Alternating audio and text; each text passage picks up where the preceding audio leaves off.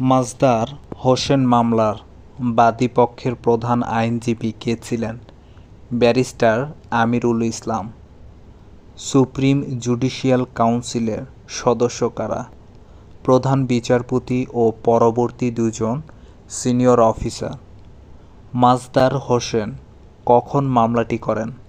19 November 1995 সালে। বিচার বিভাগ স্বাধীন করতে কে মামলা করেন? মাজদার হোসেন সহ 440 বিচারক। সুপ্রিম কোর্টে ফতোয়াকে কবে অবৈধ বলে ঘোষণা দেয়? 4 মার্চ 2001 সালে। হাইকোর্টে ফতোয়া কবে বেআইনি বলে রায় দেয়?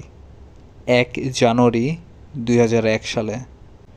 নির্বাহী বিভাগ থেকে কবে বিচার বিভাগ স্বাধীন পথ চলা শুরু হয়? 1 নভেম্বর 2007 সাল থেকে।